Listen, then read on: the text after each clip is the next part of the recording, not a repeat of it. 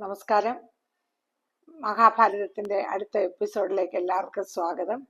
എല്ലാവരും സബ്സ്ക്രൈബ് ചെയ്യണം, ലൈക്ക് ചെയ്യണം, ഷെയർ ചെയ്യണം. ഇപ്പോൾ യുധിഷ്ഠിരാദികൾ തൻ്റെ 7 അക്ഷൗണിപ്പടകളോടുകൂടി കുരുക്ഷേത്രത്തിലോട്ട് യാത്രയായി. കുരുക്ഷേത്രത്തിൽ എത്തിക്കഴിഞ്ഞു.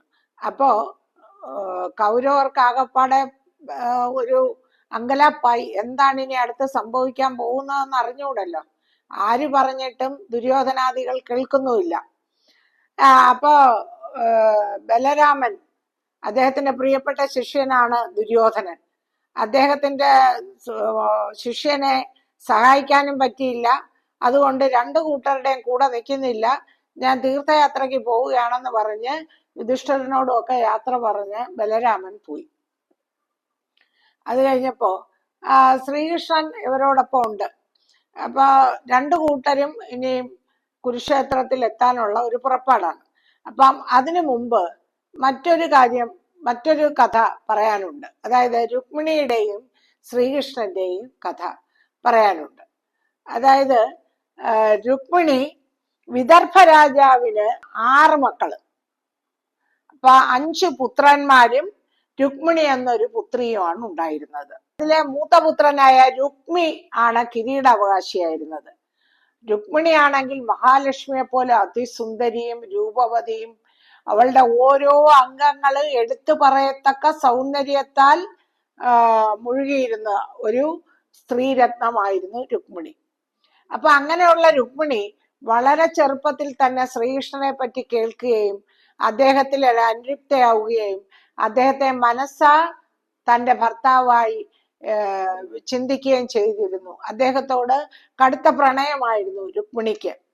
എന്നാൽ രുക്മി ഒരു കാരണവശാലും ശ്രീകൃഷ്ണന് രുക്മിണിയെ വിവാഹം ചെയ്തു കൊടുക്കാൻ പറ്റില്ല എന്ന നിലപാടായിരുന്നു. അപ്പൊ വിദർഭ രാജാവിന് ഒന്നും പറയാൻ പറ്റില്ല. കാരണം കിരീടാവകാശിയും രാജ്യാവകാശിയും മൂത്തപുത്രനായ രുക്മിയായിരുന്നു. അയാളെ മറികടന്ന് എന്തെങ്കിലും ചെയ്യാനുള്ള കഴിവ് വിദർഭ രാജാവിന് ഉണ്ടായിരുന്നില്ല. രുക്മി തൻ്റെ സഹോദരിയുടെ ഭാവി ഭർത്താവായി കണ്ടത് ശിശുപാലനെ ആയിരുന്നു. അങ്ങനെ കല്യാണം എല്ലാം തീരുമാനിച്ചു. വലിയ ആഘോഷങ്ങളായി. മാത്രമല്ല, ഈ രുക്മിക്ക് കൃഷ്ണനോട് ഭയങ്കര ഒരു പകയുണ്ടായിരുന്നു, ഒരു വിരോധം.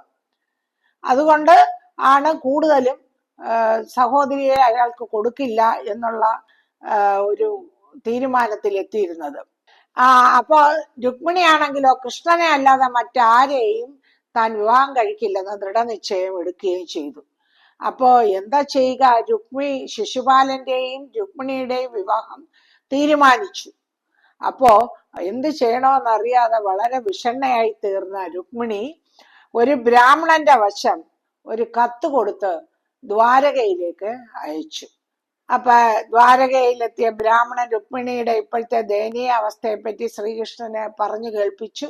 എന്നിട്ട് രുക്മിണി കൊടുത്തയച്ച കത്ത് ശ്രീകൃഷ്ണന് കൊടുക്കുകയും ചെയ്തു. അതിനകത്ത് രുക്മിണി എഴുതിയിരുന്നു: പ്രാണനാഥ, ഞാൻ അങ്ങയെ എത്രയോ നേരത്തെ ഭർത്താവായി വരിച്ചു കഴിഞ്ഞതാണ്. ഇപ്പോൾ എൻ്റെ ഇച്ഛയ്ക്ക്, അതായത് എൻ്റെ ഇഷ്ടത്തിന് വിപരീതമായി ശിശുപാലനുമായിട്ടുള്ള എൻ്റെ വിവാഹം നിശ്ചയിച്ചിരിക്കുന്നു. ശിശുപാലനുമായി യുദ്ധം ചെയ്ത് എന്നെ കൊണ്ടുപോകണം, അല്ലാതെ ഞാൻ ജീവിച്ചിരിക്കില്ല. ഞാന് ക്ഷേത്ര ദർശനത്തിന് പോകുമ്പോൾ അങ്ങ് ക്ഷേത്ര സന്നിധിയിൽ വരണം. അവിടെ വെച്ച് എന്നെ രക്ഷിച്ച് കൊണ്ടുപോകാൻ പറ്റിയ സ്ഥലവും സന്ദർഭവും അതാണ്. അങ്ങ് അവിടെ എത്തിച്ചേർന്നില്ലെങ്കിൽ അടുത്ത ജന്മത്തിലെങ്കിലും അങ്ങയോടൊന്നു ചേരാമെന്നുള്ള പ്രത്യാശയിൽ ഞാൻ എൻ്റെ ജീവിതം അവസാനിപ്പിക്കും. അപ്പോ കത്തൊക്കെ വായിച്ചു. ശ്രീകൃഷ്ണന്റെ കാര്യങ്ങളൊക്കെ മനസ്സിലായി. കൃഷ്ണൻ രുക്മിണിയെ രക്ഷിക്കാൻ തീരുമാനിച്ചു. അദ്ദേഹം മറ്റൊന്നും ചിന്തിക്കാതെ രഥത്തിൽ കയറി വിദർഭ രാജ്യത്തിന്റെ തലസ്ഥാനമായ കുന്തിനപുരത്തിലേക്ക് പുറപ്പെട്ടു. അപ്പോ ബലരാമനോട് പോലും ഒന്നും പറയാതെയാണ് ശ്രീകൃഷ്ണൻ ദ്വാരകയിൽ നിന്ന് പോയത്. എങ്കിലും അദ്ദേഹം കാര്യങ്ങളെല്ലാം മനസ്സിലാക്കി. കുന്തിനപുരത്തിലേക്ക് ഏകനായി പുറപ്പെട്ട കൃഷ്ണന്റെ രക്തം കുടിക്കാൻ ആജന്മ ശത്രുക്കളായ ശിശുപാലനും ജരാസന്ധനും അവിടെ ഉണ്ടായിരിക്കുമെന്ന് അദ്ദേഹത്തിന് അറിയാമായിരുന്നു. ബലരാമന് അദ്ദേഹം ഉടൻ തന്നെ സൈന്യങ്ങളെ സജ്ജീകരിച്ച വിദർഭയിലേക്ക് പുറപ്പെട്ടു. കുന്തിനപുരമാണെ കമനീയമായിട്ട് അലങ്കരിച്ചു. ശിശുപാലനും ജരാസന്ധനും മറ്റു രാജാക്കന്മാരും ഒക്കെ നേരത്തെ തന്നെ അവിടെ എത്തിയിരുന്നു. പട്ടണവാസികൾ കുതൂഹല ചിത്തരായി വിവാഹാഘോഷങ്ങളിൽ പങ്കെടുക്കാൻ കാത്തിരുന്നു. വിവാഹ ദിവസം പ്രഭാതത്തിൽ രുക്മിണി തോഴിമാരോടെല്ലാം അനുഗതയായി അംഗരക്ഷകരോടുകൂടി ക്ഷേത്ര ദർശനത്തിനായി പുറപ്പെട്ടു. അവൾ ക്ഷേത്ര സന്നിധിയിലെത്തി. പാർവതി ദേവിയായിരുന്നു അവിടുത്തെ പ്രതിഷ്ഠ. അവൾ കണ്ണുനീർ തീവിക്കൊണ്ട് ഹൃദയംഗമായി പ്രാർത്ഥിച്ചു, അമ്മേ ദേവി, അഗതിയായ അടിയനെ കാത്തുരക്ഷിക്കണേ. എന്റെ പ്രാണപ്രിയനായ കൃഷ്ണൻ എന്നെ പാണിഗ്രഹണം ചെയ്യണേ. എന്റെ അഭീഷ്ടം അവിടുന്ന് നിറവേറ്റി തരണമേ. രുക്മിണി ഇങ്ങനെയൊക്കെ പ്രാർത്ഥിച്ചു കഴിഞ്ഞിട്ട് അവിടുന്ന് ക്ഷേത്രത്തിന്റെ പടികൾ ഇറങ്ങുമ്പോൾ കൃഷ്ണന്റെ രഥം ക്ഷേത്രത്തിന് മുന്നിൽ നിൽക്കുന്നത് കണ്ടു. അനാഥയായ കുട്ടി അമ്മയെ കാണുമ്പോൾ അമ്മയുടെ അടുത്തേക്ക് ഓടി അണയുന്നത് പോലെ രുക്മിണി ശ്രീകൃഷ്ണന്റെ രഥത്തിന് സമീപത്തേക്ക് ഓടിയെത്തി.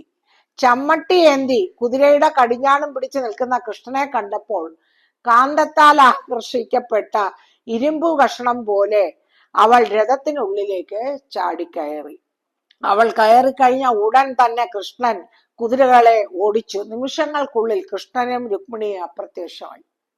ഇത് കണ്ടപ്പോൾ ആളുകളെല്ലാം വായും പിളർന്ന് അമ്പരന്ന് നിൽക്കുകയാണ്. എന്താ സംഭവിച്ചതെന്ന് അവർക്ക് ആലോചിക്കാൻ കഴിയുന്നതിന് മുമ്പ് തന്നെ കൃഷ്ണനെയും രുക്മിണിയും സ്ഥലം വിട്ടു.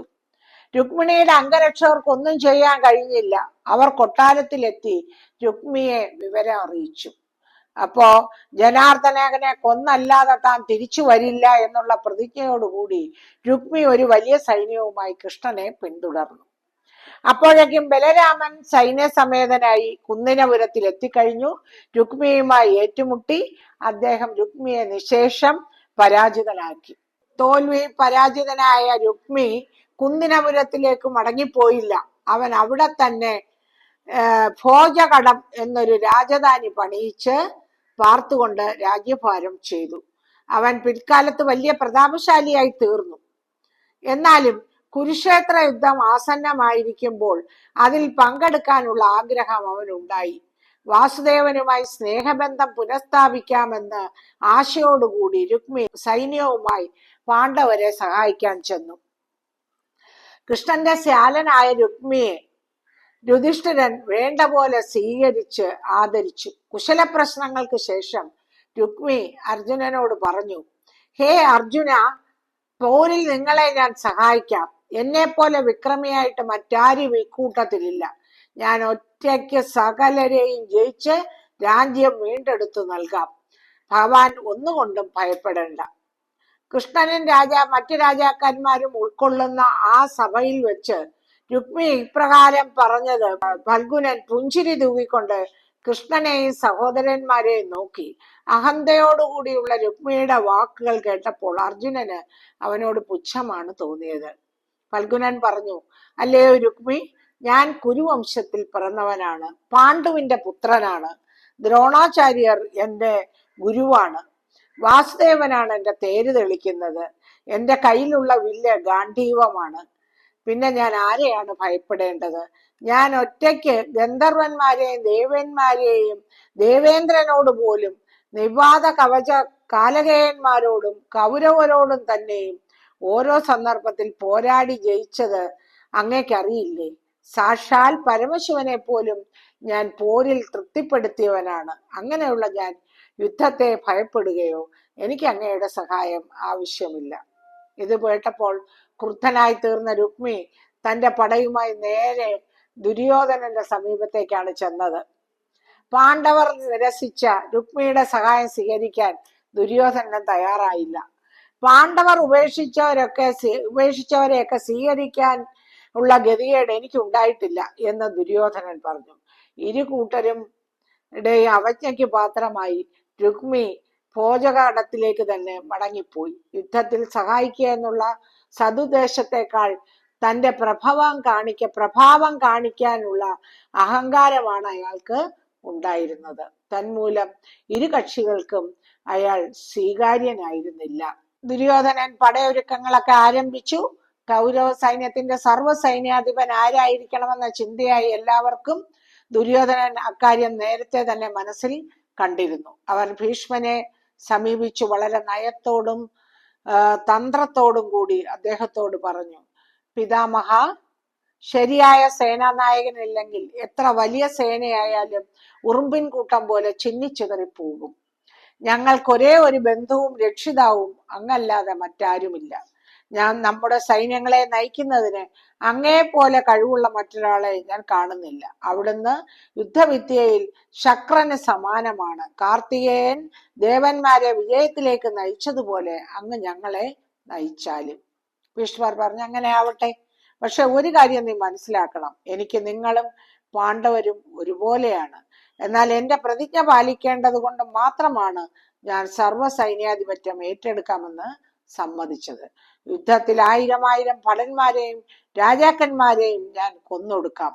എന്നാൽ എനിക്ക് പാണ്ഡവരെ കൊല്ലാൻ സാധ്യമല്ല, പ്രത്യേകിച്ച് അർജുനനെ. അവനെ ആർക്കും വധിക്കാൻ കഴിയുമെന്ന് ഞാൻ വിശ്വസിക്കുന്നില്ല. അവനെ പോലെ സമർത്ഥനായ ഒരു രഥിയെ വേറെ കാണുകയില്ല. അവന്റെ രഥം പോലെ ഒരു രഥവും ഉണ്ടായിട്ടില്ല, ഉണ്ടാകുമെന്ന് വിചാരിക്കാനും വയ്യ. വാസുദേവനാണ് സൂതൻ, യോദ്ധാവ് സവ്യസാചിയാണ്, വില്ല് ദിവ്യമായ ഗാന്ധീവമാണ്, വാജികൾ വായുവേഗങ്ങളാണ്. വാജികൾ എന്ന് പറഞ്ഞാൽ അശ്വങ്ങൾ, കുതിരകൾ. അത് വായുവേഗത്തിലുള്ളവയാണ്. ദിവ്യ കവചമാകട്ടെ ഭേദിക്കാൻ സാധിക്കാത്തതാണ്. ആവനാഴികൾ അമ്പൊടുങ്ങാത്തവയാണ്. അമ്പൊരിക്കലും തീരാത്ത ആവനാഴിയാണ് അർജുനന്റേത്. അസ്ത്ര സമൂഹങ്ങളാണെങ്കിൽ മാഹേന്ദ്രം, രൗദ്രം, കൗബേരം, യാമ്യം, വാരുണം എന്നിവയാണ്. അവന്റെ അത്യുഗ്രമായ ഗത കണ്ടാൽ തന്നെ ഭയപ്പെടും. ഈ അർജുനനോട് ഏൽക്കുവാൻ 2 ആൾ മാത്രമേ ശക്തരായിട്ടുള്ളൂ, ഞാനും ദ്രോണാചാര്യരും. എന്നാൽ പാർത്ഥൻ യുവാവാണ്, ചതുരനാണ്. ഈ ഞങ്ങൾ 2 പേരും വൃദ്ധരും. അപ്പോൾ ഫലം എന്താണെന്ന് ഊഹിക്കാമല്ലോ. അപ്പൊ ഭീഷ്മര് തന്റെ നയം വ്യക്തമാക്കി കഴിഞ്ഞു. ഇനി മറ്റൊരു കാര്യം, ഞാൻ നിന്റെ ചങ്ങാതിയായ കർണൻ എന്റെ നേതൃത്വത്തെ ഇഷ്ടപ്പെടുന്നവനല്ല. അവൻ നേതാവാകാൻ വെമ്പൽ കൊള്ളുന്നവനാണ്. പക്ഷേ അവൻ യുദ്ധക്കളത്തിൽ അധിരഥനല്ല. എന്താണ് അധിരഥൻ? സാരഥി മരിച്ചുപോയാലും തനിച്ച് തേർതെളിച്ചുകൊണ്ട് യുദ്ധം ചെയ്ത് ശത്രുക്കളെ ജയിക്കുന്നവനാണ്. അദ്വിതീയനായ വില്ലാളിയാണ് അധിരഥൻ. അപ്പോ അഥവാ യുദ്ധം ചെയ്തുകൊണ്ടിരിക്കുമ്പോൾ തേര് തെളിക്കുന്ന സൂതൻ, തേരാളി മരിച്ചുപോയാൽ തന്നെത്താനെ തേരും തെളിച്ച് യുദ്ധവും ചെയ്ത് അദ്വിതീയനായി നിൽക്കുന്നവനാണ് അധിരഥൻ. അങ്ങനെയുള്ള കഴിവ് കർണനില്ല. അവൻ വെറും അർത്ഥരഥനാണ്. അർത്ഥരഥൻ എന്ന് പറഞ്ഞാല് സൂതൻ ഉണ്ടെങ്കിലേ രഥം യുദ്ധം ചെയ്യാൻ കഴിയൂ. അതാണ് അർത്ഥരഥനാണ്. സഹജമായി അവനുണ്ടായിരുന്ന ചട്ടയും കർണ കുണ്ടലങ്ങളും അവൻ കളഞ്ഞു കുളിച്ചു. അവൻ പരശുരാമനാൽ ശപിക്കപ്പെട്ടവനുമാണ്. ഇവൻ അർജുനനോട് ഏറ്റാൽ ജീവനം കൊണ്ട് പോവുകയില്ല. അപ്പൊ ഇതെല്ലാം കേട്ടുകൊണ്ട് നിന്നിരുന്ന ദ്രോണാചാര്യർ ഭീഷ്മരുടെ അഭിപ്രായത്തെ ശരിവെക്കുകയാണ് ചെയ്തത്. ഇനി അടുത്ത ഭാഗം അടുത്ത എപ്പിസോഡിൽ. എല്ലാവർക്കും നമസ്കാരം.